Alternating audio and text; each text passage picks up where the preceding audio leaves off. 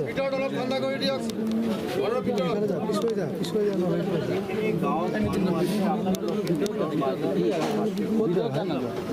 এইফালে নাযায় কি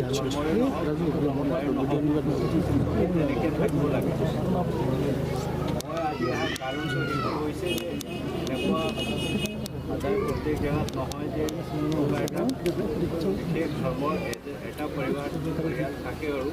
বাকী বেলেগ ধৰ্মৰ মানুহ থাকে আমি সেইটো দিবলৈ সাজু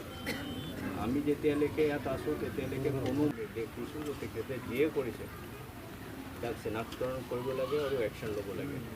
আৰু জিলা আয়ুক্ত ডাঙৰীয়া তাতে তেখেতক মই অনুৰোধ জনাইছোঁ যে কিমানখিনি পাৰে কম্পেনচেশ্যন যিটো দিব লগা আছে এই কম্পেনচেশ্যনটো দিয়ক কিন্তু মেইন কৰ্তব্য আপোনালোকৰ আছে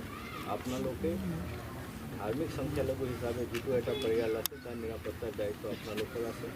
যদি আপোনালোকে সেইটো দায়িত্ব নিৰ্বহন কৰিব নোৱাৰে তেতিয়া আমি ইয়াত আৰক্ষী ৰাখিবলৈ বাধ্য হ'ম তেতিয়া কিন্তু আপোনালোকৰ কাৰণে এইখিনি কথা ক'বলৈ আহিছোঁ আজি ভালকৈ বুজাই কৈছোঁ যদি সেইটো চলি থাকে তেতিয়া কিন্তু যিখিনি মানুহ গণ্ডগোলত লিপ্ত হৈ আছে তেওঁলোকৰ কাৰণে দিগদাৰ আৰু মই অলৰেডি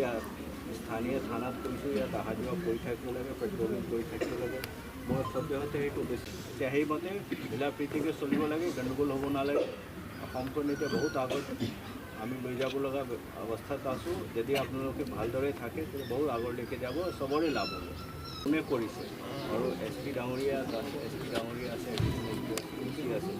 তেখেতসকলক মই কৈছোঁ যে যিয়ে কৰিছে আইনগতভাৱে যি ব্যৱস্থা ল'ব লাগে সেইটো আমি ল'ম কিন্তু আমি সেইটো কৰাতকৈ আপোনালোকে